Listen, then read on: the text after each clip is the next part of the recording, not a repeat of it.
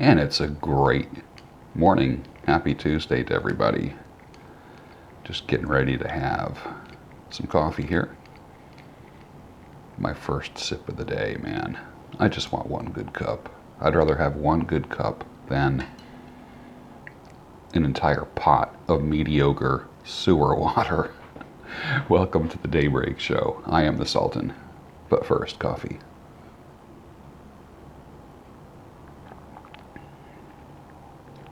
Oh, that's a beautiful thing. That is a beautiful thing. Let's get started. It's early today. It's dark outside. It will be getting light. And this is the way that I like to start my day. There's many reasons why I get up early. Some of you don't know this, and we have many new people that are watchers of the show.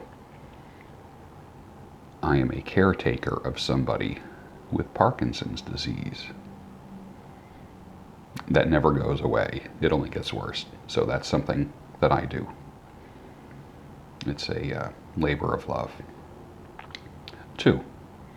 Item number 2. And that's why sometimes you hear noise in the background. And that's another great reason why the Daybreak Show starts. If you are a caretaker, you are the kind of person that gets up early and you want time to yourself. You learn that. It's not just all about efficiency and crushing it and your goals. It's about sanity.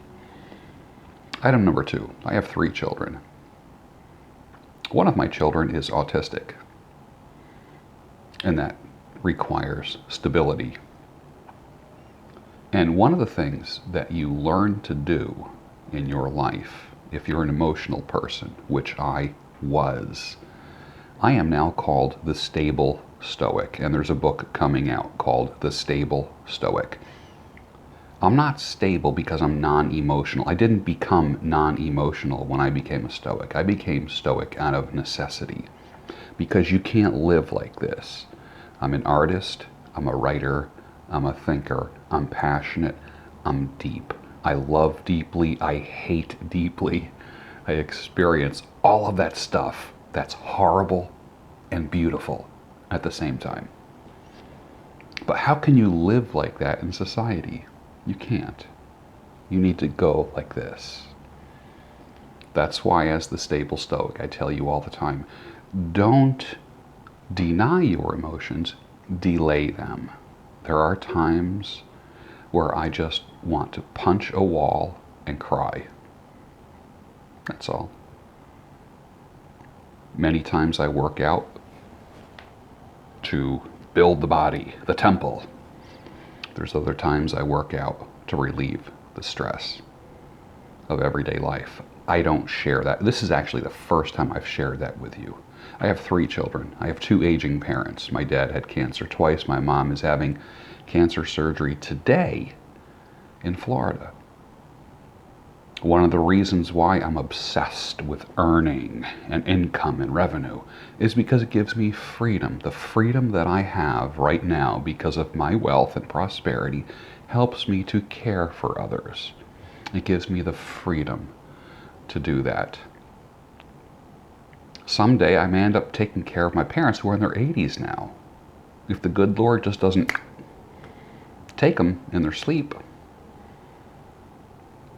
they got to be cared for. And I call them every day, from Philadelphia to Florida, every single day. So I got a lot on my plate. You don't know that. I'm just sharing that with you for the first time today. That is why the Stable Stoic can operate so smoothly and efficiently, because it's a choice. You don't have to be subject to all the bullshit around you. If you're a caretaker, if you're in a shitty marriage, if you got kids that are fucked up on drugs or in and out of jail or just making dumbass choices, adult kids or little kids.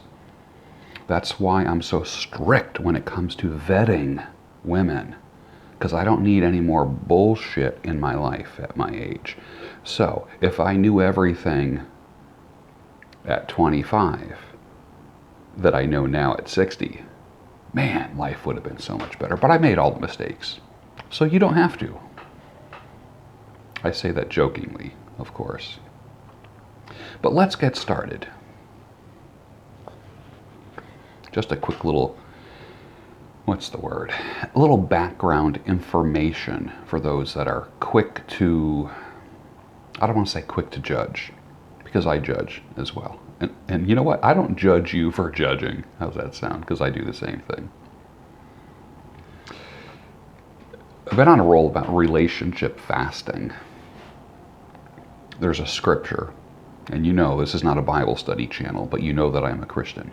And you know that I have pagans, atheists, agnostics, Jews, Muslims, Buddhists, nobodies, people that believe in a million different things that are subscribers to this channel. And I thank you all. I thank you all. And I appreciate it. And I appreciate your kindness. That's a universal language. It doesn't matter to me. The red pill life for me, let me tell you what it is. Believe what people do, not what they say.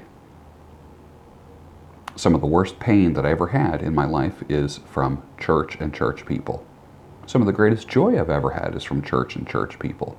But I'm not ruling everyone else out.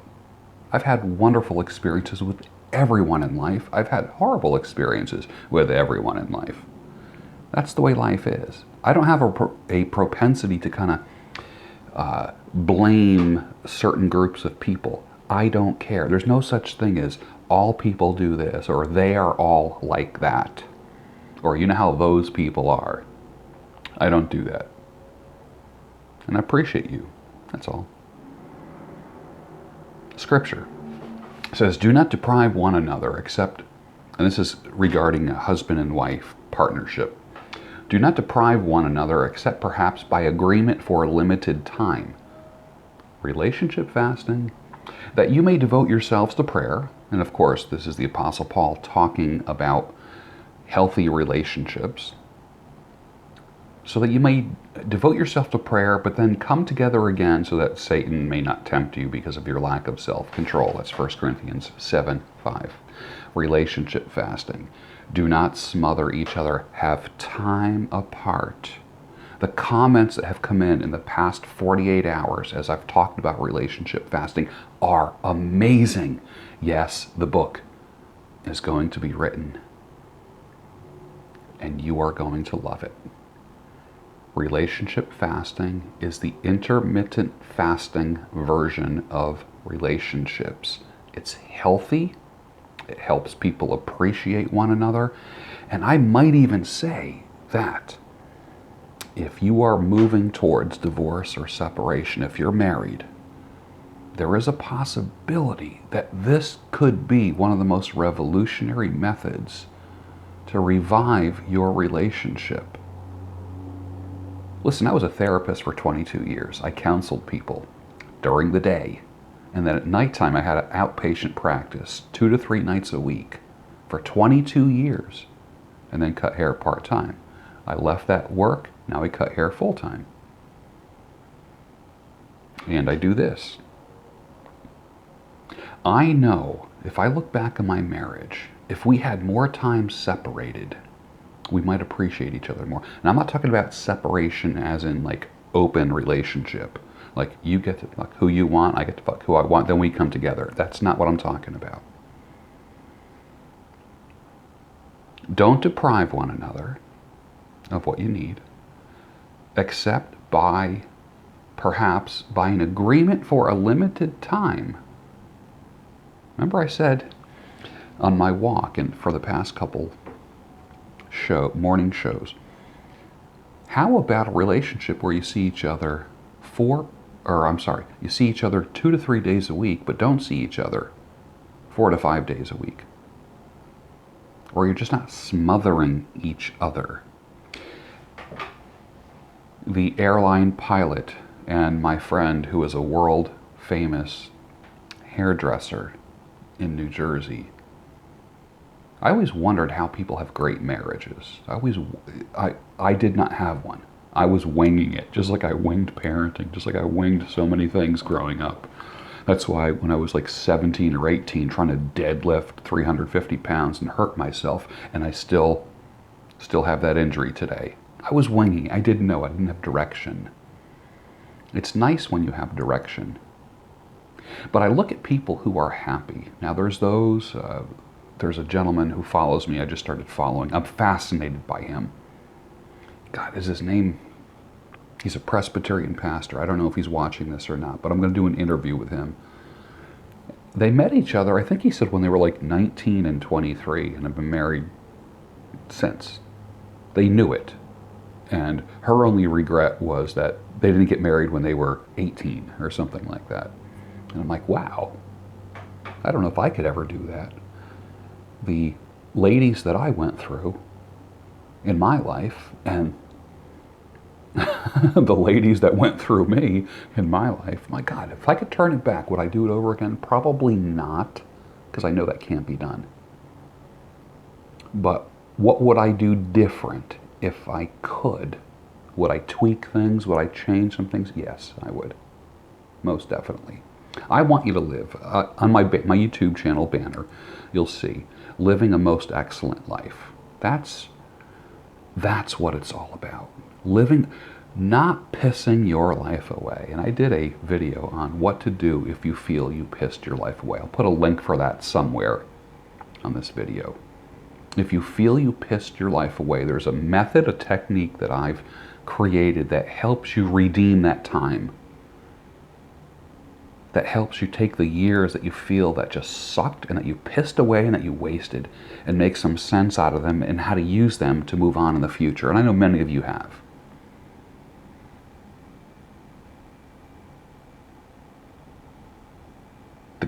The guy is an airline pilot. She's a hairdresser. He's away 3-4 days a week, up in the air. Is he cheating? He's not. Is she cheating? She's not. But when they come together, they're so in love, they're so excited to see each other. And that time apart is good for them. Let's move on to something else. Khalil Gibran wrote a book called The Prophet. Check this out. Deep. I believe it was Adam that sent this to me yesterday, or mentioned it in a comment. Important, let there be spaces in your togetherness. Holy crap. Holy crap. You got a tight grip on something? Loosen it. You got a tight grip on her or him? Loosen it. People are, all right, let's put aside the male imperative, the female imperative. I want to spread my seed. Women want to nest. They want to create babies, procreate. I'm speaking biology right now. Biology isn't, I want to be a CEO. Biology is not, I want a Lamborghini. Biology is not, I need a big house with an elevator on a beach and jet skis. That, you know, and an Indian motorcycle and a dirt bike. And a bunch of pool babes. That's not, biology is me wanting to spread my seed. I'm built to want to procreate and perpetuate my genetics. A woman's natural biology is to reproduce, nest, look for safety, provision. That's natural. It's biology, period. I'm not talking about that. What I'm talking about is quality of life after all of that. Some of you are at that reproduction stage. You've yet to have children, or you have children in the house. This is wisdom for life. Let there be spaces in your togetherness. If you take beach sand in your hand and hold it like this, it stays in your hand. When you try to squeeze it, the harder you hold the beach sand, the more the sand starts coming out between your fingers. Do that. Pick up some beach sand. Squeeze it. Open up your hand. There's hardly anything left because you squeezed it all out of your hand. It's better to cup the sand. When it comes to your partner, cup them, hold them, not squeeze them. Is it starting to make sense now? Relationship fasting gives breathing space. It honors the other person. You're not going to hear anyone else talking about this, especially in my circles. I'm probably alone in saying this. Giving each other breathing space is good for a relationship. It is. That is just going to be developed in the book or audiobook. You're going to love it. Familiarity breeds contempt. That means if you're around each other all the time, it makes you hate each other. I'm just saying that. That's what that means, if I could just say it in good old boy terms. Familiarity breeds contempt. 70% said yes, 15% said no. 6% said, what's contempt mean? 9% said, I'm done breeding. Relationship fasting is for those who don't have children or will not have children. That's number one. Or two, have adult children.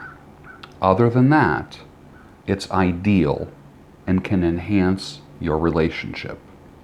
Imagine being in a relationship and you tell your partner, your mate, the person you're with, that you want to see each other less. What's the first thing they're going to think of? They're going to think, you're cheating on me. If you meet each other's needs when you're together and fill each other's cups up and are completely satisfied with each other, taking a few days off, and I'm not talking about the speech, like, I think we need to be apart, or I think we need to see other people. I'm not talking about that bullshit at all. I'm talking about when you fill each other's cups up, then take time off and do your own thing. And then come back together. You love each other. You're passionate. You can't wait to be with each other. There's a fire burning inside of you for them and them for you. That's healthy. But apart from that, children, if you have children that still need to be raised, relationship fasting is not for you. Children need both parents to be present and active and healthy. So I tell you, young guys and young gals, make that decision before you make babies. Kids need mom and dad around, and they need them to be healthy. When the kids get older, or if you're a couple that has decided to not have children, relationship fasting is perfect for you. Perfect. Which is more true, out of sight, out of mind, or absence makes the heart grow fonder? 63% out of sight, out of mind. 37% said absence makes the heart grow fonder. Interesting. I don't know the demographics of those that follow me. I think there's more men than women, but there are women that are part of this. Out of sight, out of mind does not mean you're cheating. Out of sight, out of mind does not mean, for instance, the airline pilot who was out of town for, 3-4 days a week. That does not mean he's banging flight attendants every night in the hotel room. The pilots that I know, their asses are dragging by the time they get done with their flight, get to their hotel. They might have a drink at the lounge or just go right to bed because they got to be up first thing in the morning. Not a whole lot of cheating going on. Some, yes. But that also goes for the machinist and the trash collector. Here's a concept for you holiday gift givers. How about giving a digital course? Like something on Udemy, Skillshare, or Teachable. Now that's a great idea.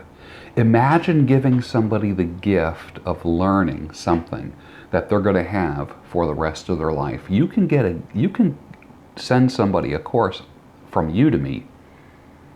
That's Udemy, Udemy, for $10. And they learn how to do something that stays with them forever. What kind of gift is that? That's magnificent. I think I'm going to be giving some digital courses as gifts this year. Shit that sits on a shelf collects dust. Stop giving people shit. There is a correlation, a direct correlation, between women posting incessant Christian memes on Facebook and hardcore epiphany regret of riding the carousel. I know so many women in their 40s and 50s that are just like posting all these Christian memes about regret. If I had it to do all over again. Honey, you rode the cock carousel for many years. You went through the cycle of like pleasing God, displeasing God, being a little slut, being a little church girl. Stop it. Stop it. Stop it. Get away from it, honey. Get away. Get away. All right? Don't do that.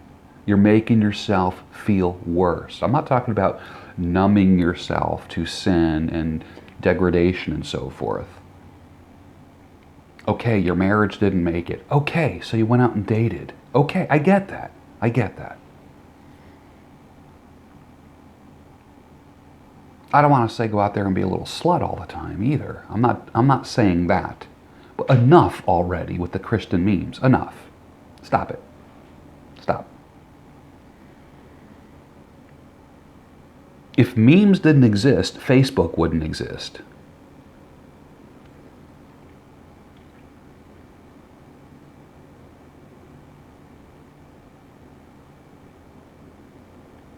Let's read something from the blog. Behavior that gets rewarded gets repeated. That's behavior modification rule number 1. Regarding the social welfare and wealth distribution concept in America. Now, it's already happening in other parts of the world, which I don't like. I'm not a fan of it. I know I have a lot of friends who are from kind of socialistic countries, communist countries. I know that. I think America's beautiful. I love the way it is, but we're moving towards socialism with a lot of things. I don't like that. And I have a lot of logical reasons why I don't like it. Look, it's getting late already. Isn't this beautiful? That's why we call this the Daybreak Show. It's true what we say about punishing and rewarding behavior.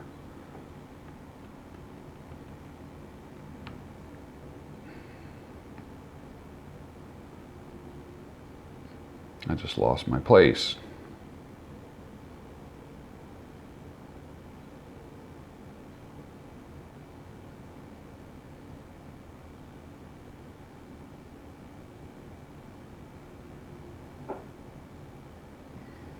In the field that I studied and worked in, there was a concept called extinction where you can make behavior disappear. You make behavior disappear when you stop rewarding it. If your dog comes over to you and you have a little treat in your hand, you say, give me your paw, give me your paw. And it goes like this. And you put a little treat in its mouth and go, good boy, good girl, like that.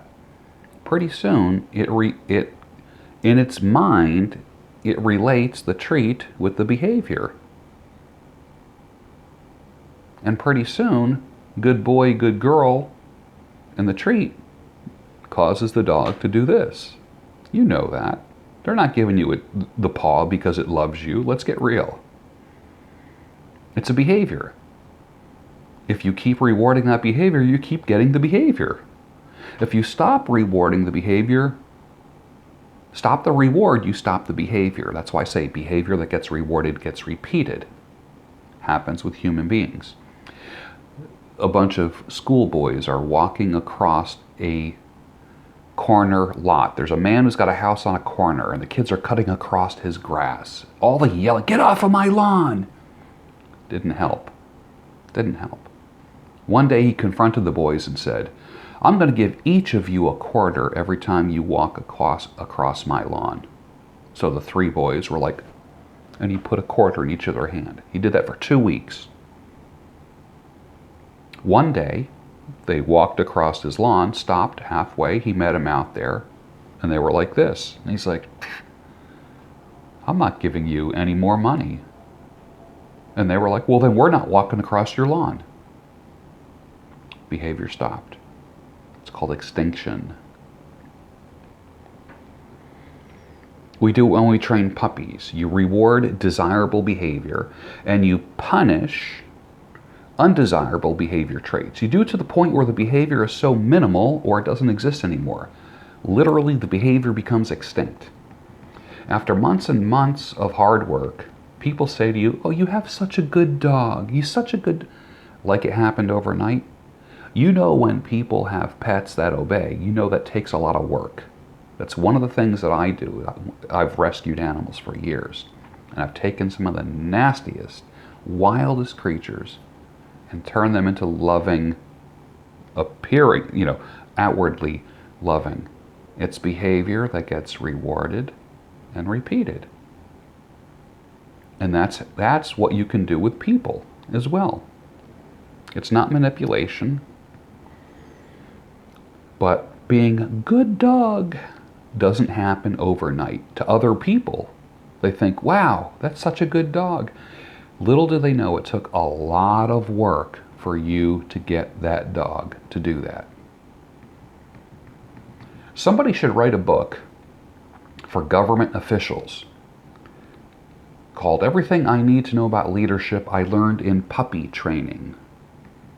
What if we sent the dog whisperer to work for Health and Human Services? I bet you he would clean things up in a hurry. And with that, I'm going to say, have a super day. Finish your coffee. Coffee is an awesome, awesome thing. Everything in moderation. 2019 is the year you get unstuck.